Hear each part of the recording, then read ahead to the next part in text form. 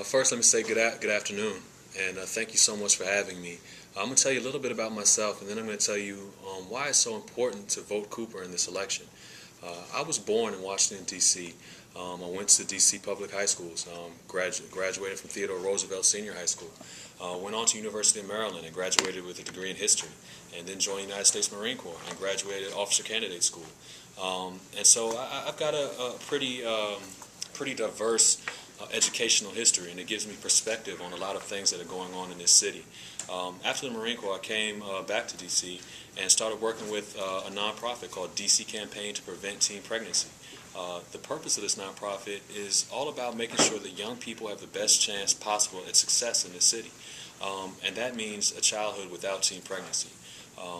In this quest to prevent teen pregnancy in D.C., I ran into the inconvenient truth that D.C. government really doesn't care about children in this city, and we can tell by the results.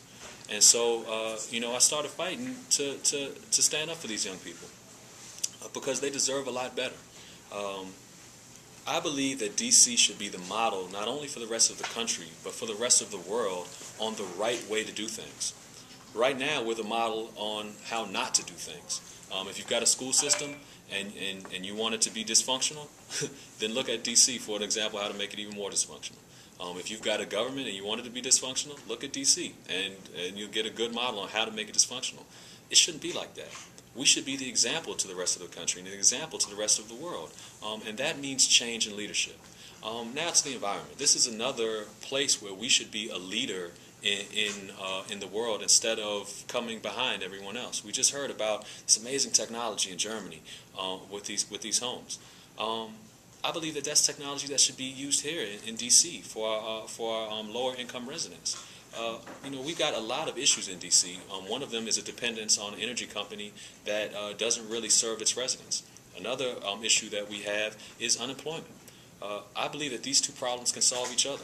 What we need to do is make sure that every single government building in this city and every single new development that uses D.C. dollars or gets tax abatements needs to be powered to the maximum capacity by solar and wind. We've got two bodies of water, the Potomac and the Anacostia, that are perfect for tidal energy. We need to have tidal energy in both of those bodies of water. And then who's going to build and maintain this grid? All of our unemployed D.C. residents. I'd like for you all to write down something called the Evergreen Cooperative, and when you get a chance, Google it. It's something that's been working in Cincinnati and gives folks careers that they can be proud of.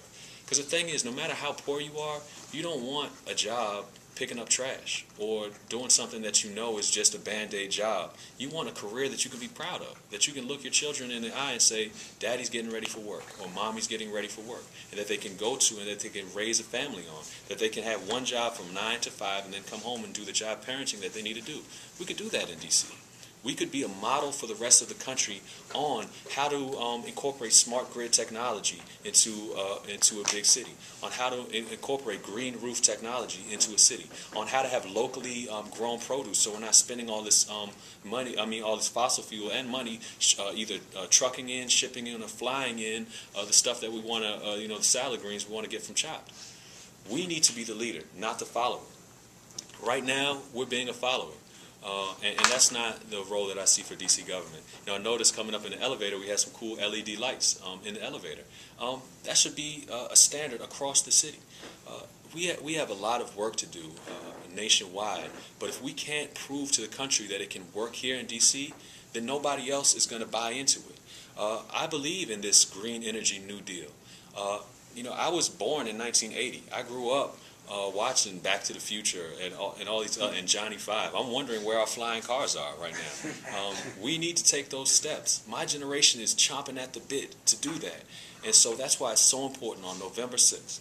Remember to vote Cooper. We're number 7 on the ballot, and also remember you have 2 votes in this election.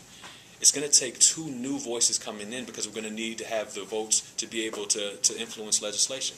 So please vote Cooper and vote for another non-incumbent on November 6th.